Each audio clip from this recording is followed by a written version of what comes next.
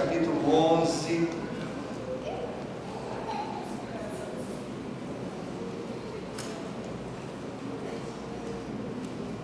Estamos chegando nos capítulos finais desse livro maravilhoso que é o livro aos Hebreus, carta universal aos Hebreus, carta aos Hebreus, com esse tema, Abel e Enoque, a fé dos pioneiros. É a mensagem de número 35 nessa série que a gente está acompanhando aí, versículo por versículo, em Hebreus.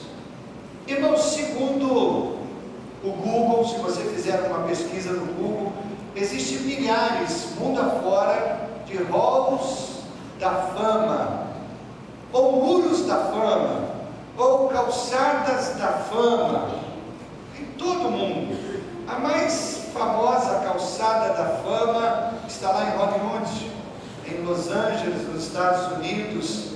É a calçada da fama onde astros e celebridades do mundo inteiro têm uma estrela no chão. Essa estrela tem o seu nome. Alguns deles eternizaram as suas mãos ou os seus pés em cimento para a posteridade. São pessoas que se destacaram em alguma coisa, principalmente no mundo das artes. Daí alguns exemplos, né? O Tom Cruise tem essa estrela na calçada da fama, tem Michael Jackson na área da música também, desenhos animados, até o Mickey Mouse tem lá o nome dele na calçada da fama. Então, se você tiver o privilégio de um dia passear em Hollywood, você vai encontrar essa calçada com várias estrelas, com o nome de astros e celebridades aí no mundo das artes, não é?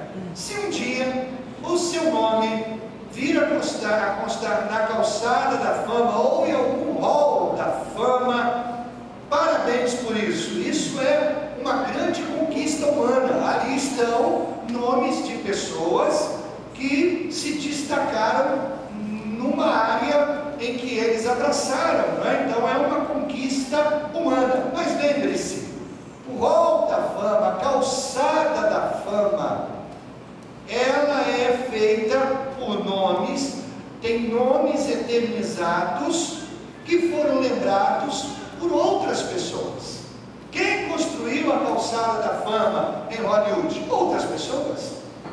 Quem escolhe quem é que vai ter o nome naquela calçada? Outras pessoas. Agora, irmãos, quando nós chegamos em Hebreus capítulo 11, nós vemos que o próprio Deus fez uma lista constando o nome de algumas pessoas, e essa lista é conhecida como o hall da fama da fé.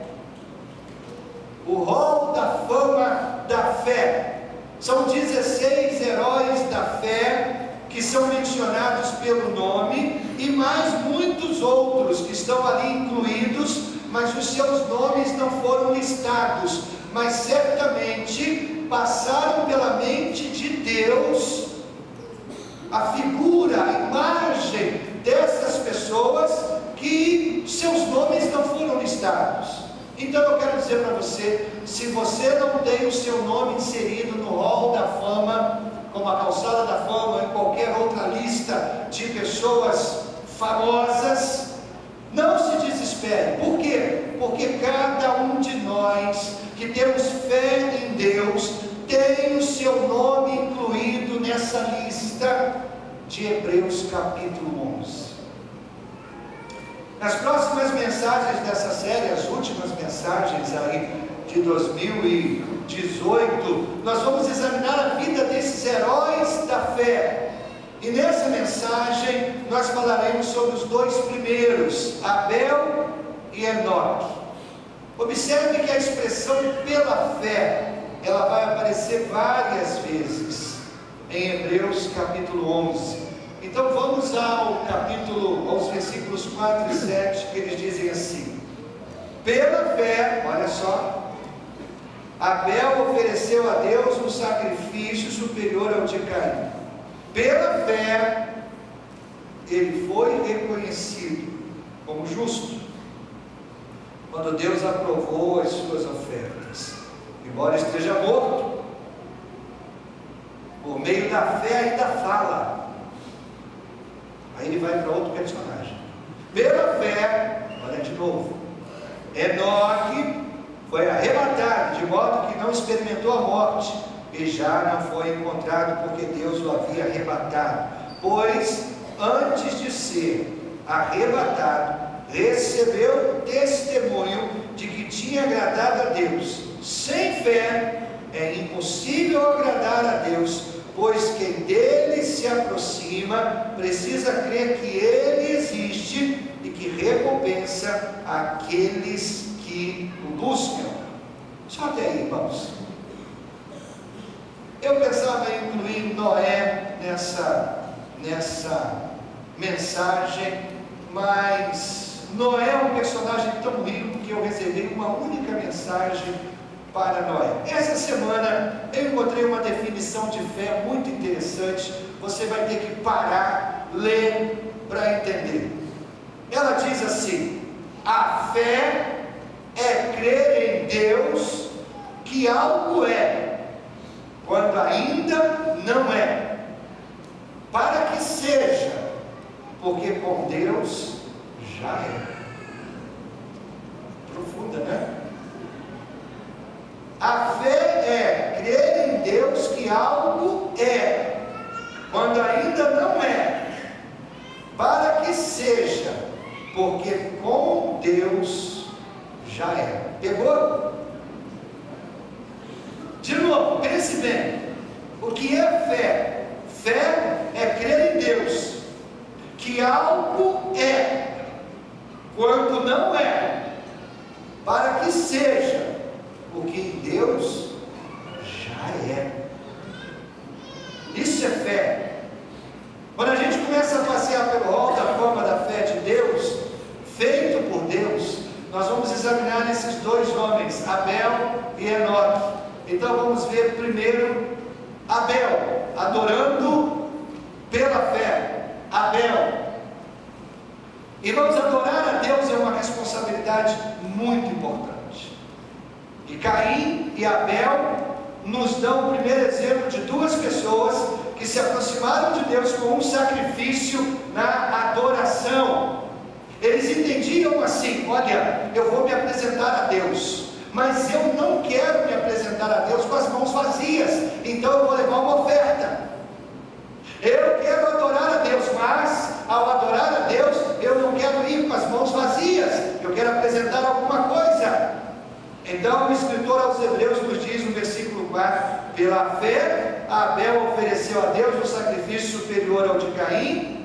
E aí ele termina no versículo 4: embora esteja morto, por meio da fé ainda fala. Irmão, se você olhar para a primeira família, e eu estou falando da família de Adão e Eva, essa primeira família era extremamente disfuncional. Depois que eles foram banidos do jardim, do paraíso, eles começaram a ter filhos. E o seu primeiro filho foi Caim, o segundo filho foi Abel, o terceiro filho foi Sete. A Bíblia diz que Adão viveu mais de 800 anos após Sete nascer, e Adão foi pai de um verdadeiro exército de filhos e filhas. Agora, esses são os únicos três que são nomeados: Caim, Abel e Sete. No jardim do Éden, Adão e Eva tinham acesso irrestrito a Deus. Eles andavam com Deus, eles estavam na presença de Deus o tempo todo. Eles podiam se aproximar dele livremente, sem barreiras. Mas depois que o pecado entrou na vida deles, eles foram expulsos do jardim e expulsos da presença de Deus. Mas eles ainda nutriam dentro do coração o desejo de adorar a Deus, o desejo de buscar a Deus. Mas agora eles tinham que se aproximar de Deus com um tipo de sacrifício. enquanto Caim e Abel cresciam, eles também encontraram dentro de si mesmos o mesmo desejo de Adão e Eva de adorar a Deus. O mesmo desejo. Abel era pastor, Caim era fazendeiro. Então chegou o dia de adorar a Deus, e eles vêm agora com uma oferta, eles vêm agora com um sacrifício, eles vêm se apresentar a Deus. Vamos ler sobre isso, Gênesis capítulo 3, 4, versículo 3, 5. Passado algum tempo, Caim trouxe do fruto da terra uma oferta ao Senhor. Abel, por sua vez, trouxe as partes gordas das primeiras crias do seu rebanho. O Senhor não aceitou com agrado Abel e sua oferta. O Senhor aceitou com agrado Abel e sua oferta, mas não aceitou Caim e sua oferta. Por isso Caim se enfureceu e o seu rosto se transtornou. Irmãos, o texto que nós lemos, a Bíblia diz que Abel está morto, mas ele ainda está falando conosco nos dias de hoje. O que Abel está dizendo? O que ele nos diz? Abel nos ensina a primeira lição de fé. Abel nos ensina que ofertas movidas pela fé agradam a Deus. Essa é a lição que Abel nos ensina. Essa é a mensagem que Abel ainda prega para nós nos dias de hoje. Quando Jesus estava falando, por exemplo, com a mulher samaritana junto ao poço, ele disse que os verdadeiros adoradores devem adorar a Deus em espírito e em verdade. O que significa? A gente precisa ter a atitude correta, espírito, mas devemos adorar a Deus com a verdade, ou seja, devemos adorar de acordo com como Deus nos diz para adorar na sua palavra. Adorar em espírito, atitude, adorar em verdade, a doutrina certa. Nas ofertas de Caim e Abel nós vemos a diferença, irmãos, entre religião e fé salvadora. Religião e relacionamento. Religião é a humanidade tentando alcançar Deus. A salvação é Deus tentando alcançar a humanidade. A religião se baseia no desempenho humano, a salvação é baseada no perdão celestial. Há uma grande diferença. Quando nós olhamos para a oferta de Caim e para a oferta de Abel, aqui está a grande diferença entre a religião e entre a fé salvadora. A oferta de Caim representava o trabalho das suas mãos. Ele cultivou o solo, ele plantou, ele colheu os frutos da terra. A oferta dele representa o desempenho humano. Abel oferece um animal em sacrifício, um cordeiro sacrificial. De onde Abel teve a ideia de oferecer um cordeiro morto? De onde, irmãos? Sem dúvida, tanto Caim quanto Abel haviam aprendido tudo a respeito de Deus com seu pai, Adão. Como bons pais, Adão e Eva instruíram seus filhos no caminho das ofertas sacrificiais. Adão aprendeu, Eva aprendeu, no capítulo 3, que eles não podiam se aproximar de Deus coberto pelas obras das suas mãos. Quais foram as obras das suas mãos? A roupinha de folha de palmeira, de figueiras, perdão, que eles fizeram para cobrir a sua nudez.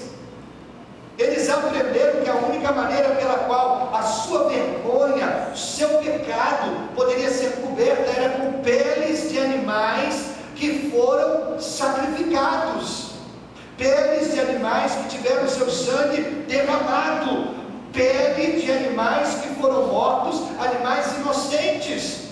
Deus os vestiu com pele de um animal, provavelmente um cordeiro. Se você estivesse fazendo um julgamento entre os dois sacrifícios naquele dia, o de Caim e o de Abel, você teria dado uma medalha a Caim e teria Abel. Mas a atitude de Abel, irmãos, foi uma atitude de fé. Abel teve fé suficiente para acreditar que um dia um cordeiro morreria e tiraria o pecado do mundo. E Deus reconheceu essa fé no coração de Abel, e Deus recompensou a fé de Abel, aceitando o seu sacrifício, aceitando a sua adoração. Em essência, Abel estava dizendo a Deus: Deus, eu sei que eu sou um pecador, eu sei que não mereço perdão, mas o Senhor prometeu aos meus pais que um dia um Redentor viria, e ele iria esmagar a cabeça da serpente. Por favor, Deus, aceite a vida desse pequeno cordeiro no meu lugar, para perdão dos meus pecados, por amor do futuro cordeiro que há de vir. O que é isso, irmãos? Fé salvadora. Lucas capítulo 11, Jesus chamou Abel de profeta. Hebreus capítulo 11 diz que embora Abel esteja morto, ele ainda está falando. Então o que Abel está pregando, ele ainda está proclamando o fio escarlate que passa por toda a Bíblia: sem derramamento de sangue não há perdão de pecados. Como eles sabiam sobre a vida do cordeiro sacrificial no futuro? Como sabiam, irmãos? Como poderiam saber? Quando Abel viveu, a cruz ainda estava muitos séculos à frente dele.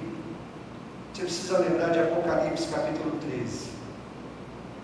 Em Apocalipse capítulo 13, a Bíblia diz que Jesus é o Cordeiro de Deus que foi morto quando, irmãos? Antes da fundação do mundo. Antes. Por isso Abel podia crer na vinda de um cordeiro sacrificial no futuro. Agora Caim o que representa? A religião. Uma das razões pelas quais eu não gosto de religião, irmãos, é porque religião mata. Religião mata. Guerras ainda são travadas em nome da religião ou por causa da religião. Guerras. Um exemplo de como a religião mata, vamos ver o restante da história aí de Caim e Abel. Caim ficou tão zangado, tão transtornado pelo sacrifício de Abel ter sido aceito, que a sua raiva transbordou em violência. Aí ele se aproxima de Abel num campo e ele mata o seu irmão. É o primeiro assassinato na história humana. Mais tarde Deus se aproxima de Caim e pergunta: onde está o seu irmão? Deus já sabia, claro. Mas a resposta de Caim é emblemática. Ele diz: eu não sei. Eu sou o guarda do meu irmão. A resposta de Deus implícita é essa: claro que você é. Os membros da família devem proteger um ao outro. Claro que você é guarda do seu irmão. Irmãos, há sempre consequências para o pecado. Então Caim deixou a presença de Deus. Ele foi viver na terra de Nod. Ele passou a sofrer de culpa a vida inteira. Por que Deus rejeitou o sacrifício de Caim, irmãos? Será que é porque Deus não gosta de verduras, legumes? Será? O escritor, teólogo e escritor Warren Wiersbe nos dá uma grande visão disso. Ele escreveu assim: Caim não foi rejeitado por causa de sua oferta, mas sua oferta foi rejeitada por causa de Caim. O seu coração não estava certo com Deus. Era um problema de coração, irmãos. Caim não matou Abel com raiva por ter ficado em segundo lugar no concurso de ofertas. Nós vemos no Novo Testamento que Caim já tinha um coração maligno, um coração pecaminoso. O apóstolo João escreveu em 1 João 3, 11 e 13, essa é a mensagem que vocês ouviram desde o princípio, e nos amemos uns aos outros. Não sejamos como Caim, que pertencia ao maligno e matou seu irmão. E por que matou? Porque suas obras eram más e as de seu irmão eram justas. Meus irmãos, não se admirem se o mundo os odeia. Então aqui dá uma radiografia do coração de Caim. Já era um coração mau. Jesus chamou Satanás de assassino desde o princípio. Satanás não desistiu da raça humana depois que Adão e Eva pecaram. Ele continua aí, continua o seu trabalho. Então Caim, com raiva, com ciúme crescente no seu coração, até que ele comete assassinato. Aí João adverte os seus discípulos do primeiro século que o mundo ainda odeia aqueles que seguem no caminho de Deus. Então hoje cristãos ao redor do mundo todo estão sofrendo por causa da justiça, como Abel sofreu. E hoje, se você fala e se você diz que há apenas um caminho para Deus, e é através do sangue do Cordeiro de Deus, Jesus Cristo, como é que as pessoas encaram você lá fora? Mente estreita. Se você diz só Jesus é o caminho para Deus, você é ridicularizado, você é chamado de intolerante.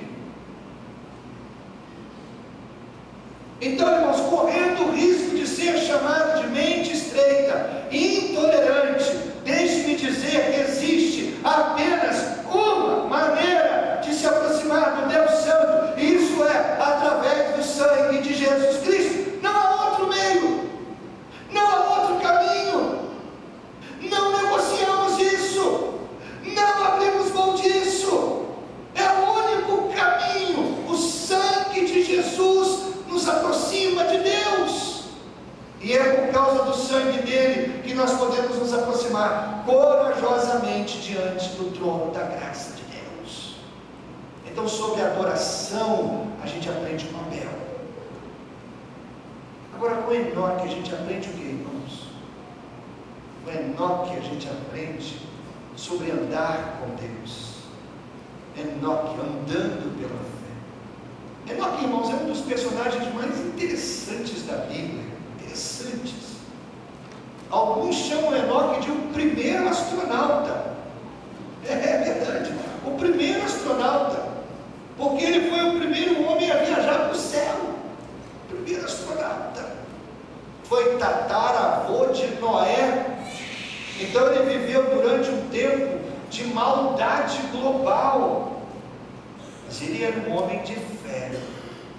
Nós vemos essas palavras estranhas em Hebreus 11:5. Pela fé, Enoque foi arrebatado de modo que não experimentou a morte. Arrebatado, que contraste, né, irmãos? Abel, assassinado, morte violenta. Enoque não viu a morte. Não viu a morte. Abel, o primeiro assassinado, o primeiro morto. Enoque não viu a morte. O nome Enoque significa dedicado. Ele é um dos dois únicos homens no Antigo Testamento que não experimentaram a morte. Qual foi o outro mesmo, irmãos?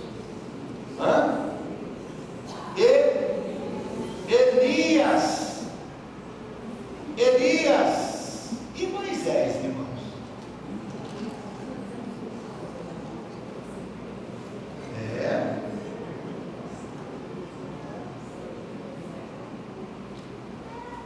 Elias foi arrebatado ao céu de uma carruagem de fogo. Enoque e Elias não morreram, foram levados para o céu. Vamos ver a história de Enoque em Gênesis 5. Diz assim: aos 65 anos Enoque gerou Matusalém. Depois que gerou Matusalém, Enoque andou com Deus 300 anos e gerou outros filhos e filhas. Viveu ao todo 365 anos. Enoque andou com Deus e já não foi encontrado, pois Deus o havia arrebatado. Então, olha, Enoque Enoque aqui está com 65 anos e ele teve um filho. Ele chama esse seu filho de Matusalém. É uma palavra hebraica composta, Matusalém. Quando ele for embora, ele virá. Matusalém significa isso. Isso vai fazer sentido na próxima semana, próxima mensagem, quando eu falar de Noé, Matusalém. Depois disso, a Bíblia diz que Enoque começou a andar com Deus. Olha, ele tinha 65 anos, gerou Matusalém. Depois que gerou Matusalém, Enoque andou com Deus. Isso nos faz pensar que até aí, Enoque não andava com Deus. Até ser pai, Enoque não andava com Deus. Aí eu fiquei pensando, nossa, isso é um bom conselho para os pais.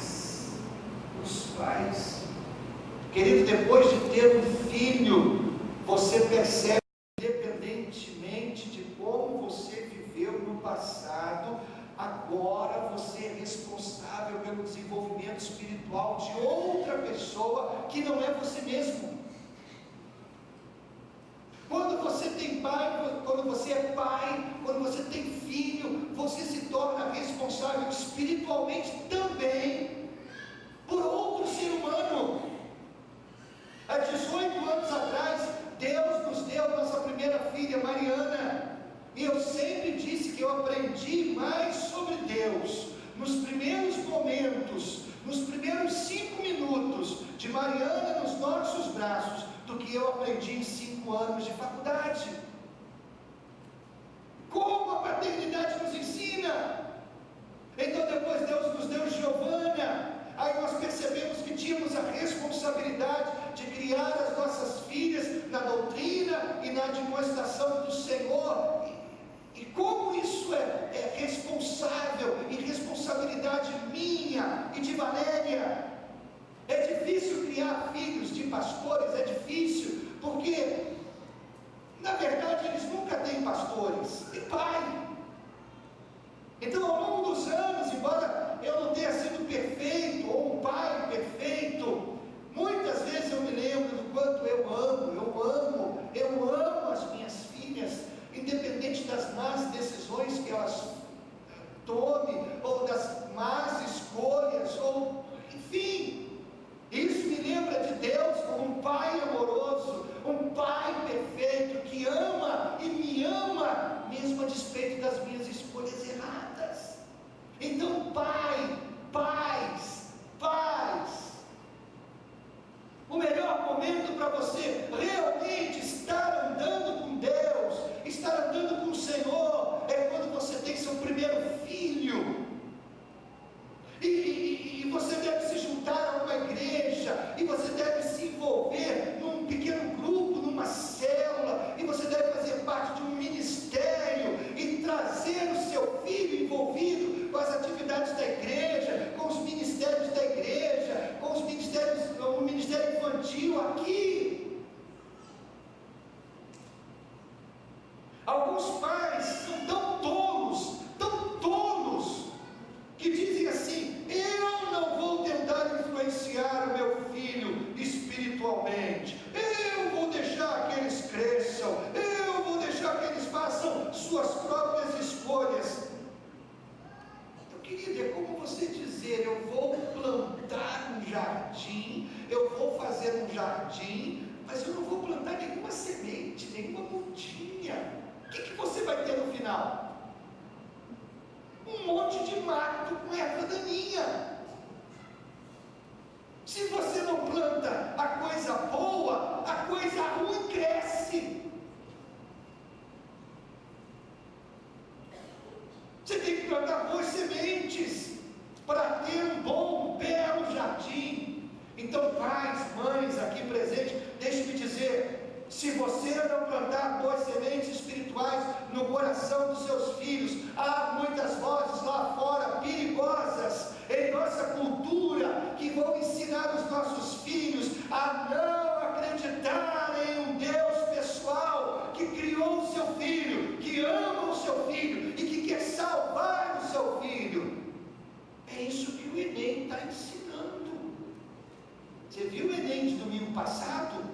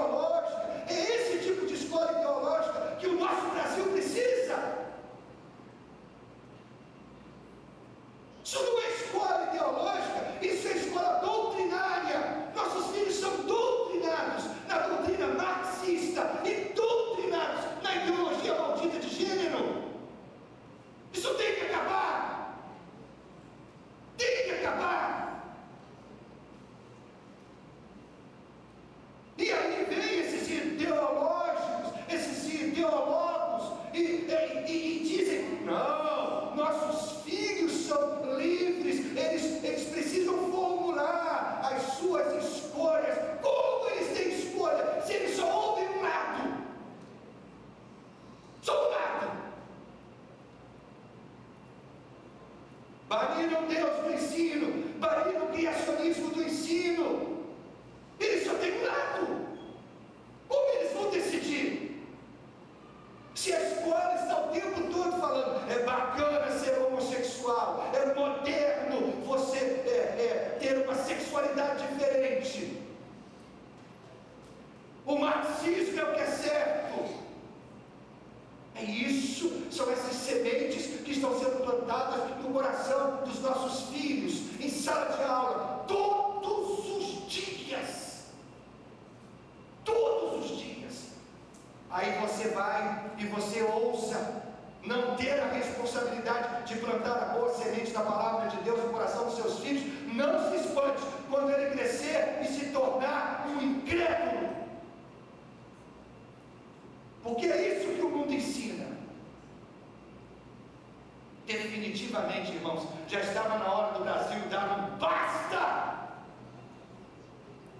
a toda essa canalhada que está destruindo os nossos jovens e adolescentes. Basta!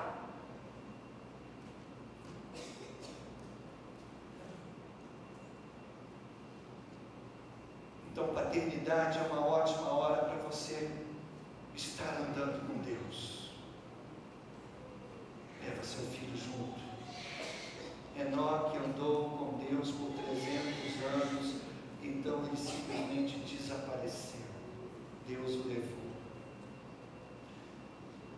Hebreus capítulo 11 diz que Enoque foi arrebatado.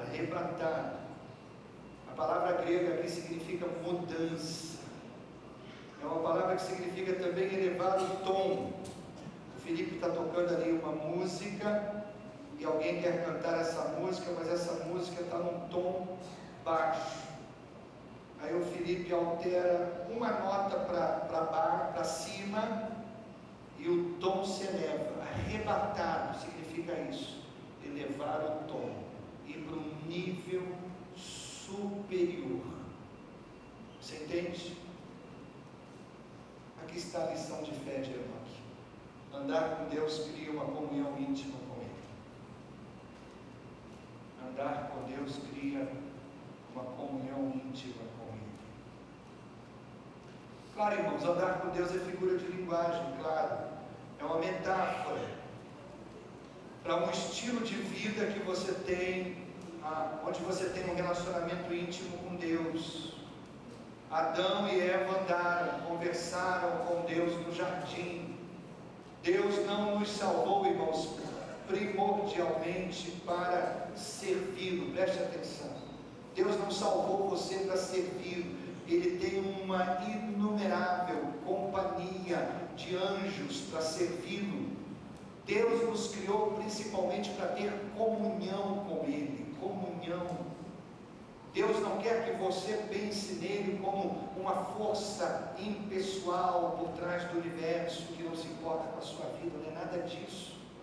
Deus quer que você o conheça intimamente como um Pai amoroso. Ele se importa com os detalhes da sua vida. Ele quer que você ande com Ele todos os dias. A Bíblia diz em Miqueias capítulo 6 que Deus realmente requer algumas coisas básicas de nós. Miqueias 6. Agir justamente, amar a misericórdia e andar humildemente com Ele. Você está andando com Deus? Isso significa que a cada momento você está consciente da presença de Deus na sua vida. Você pode falar com Ele, você pode ouvi-lo, onde quer que você vá, onde quer que você esteja, você tem a presença de Deus com você. O que quer que você esteja fazendo, você sabe, Deus está ali, Deus está ali, Deus está ali. Abel foi o primeiro pregador, não é? Abel está morto, mas ainda fala, o primeiro pregador. Enoque também era um pregador. Pode ser difícil para você acreditar, mas Enoque foi o primeiro a pregar sobre a segunda vinda de Jesus. Essa é a mensagem de Enoque, a segunda vinda. A gente lê essas palavras poderosas no pequenino livro de Judas.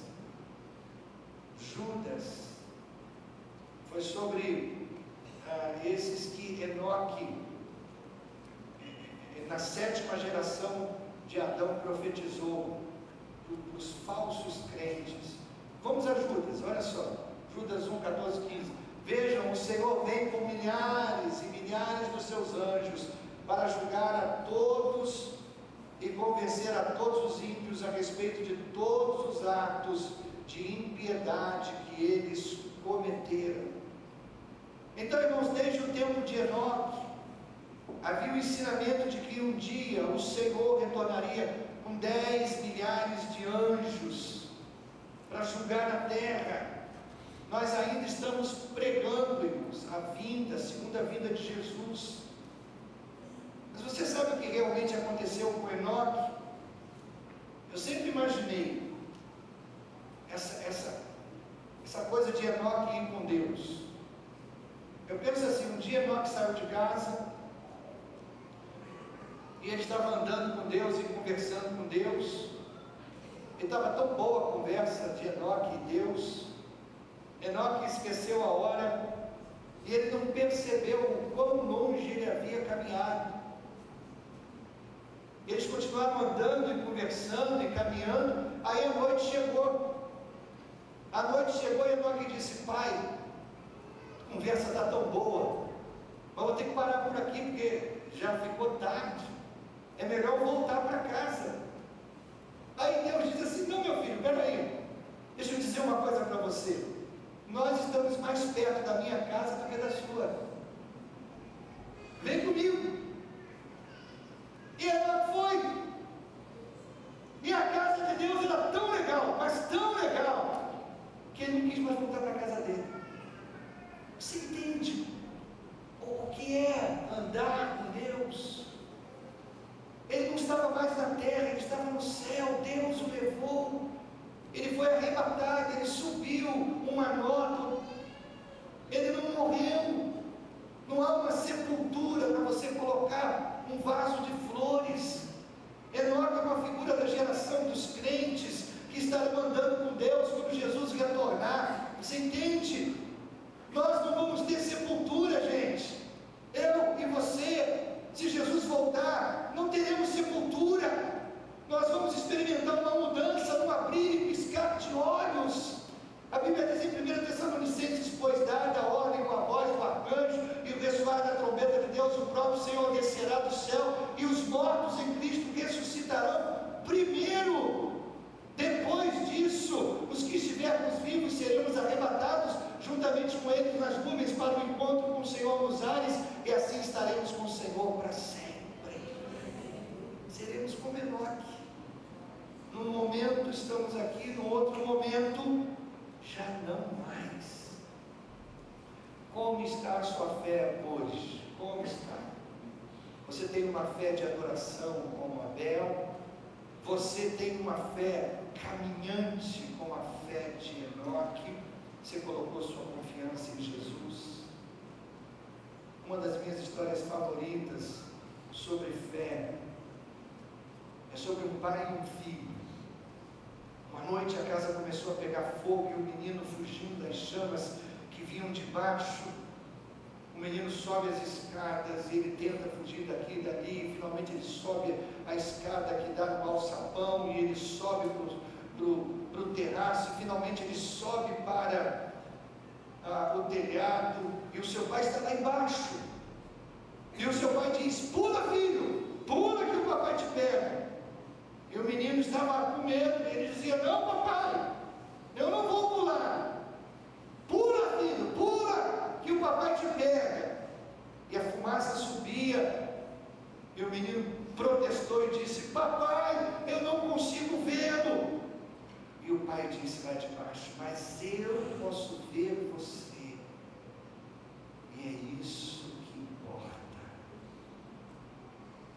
Talvez no meio do incêndio que você está vivendo, você não consegue ver Deus, mas Deus está vendo você, e é isso que importa.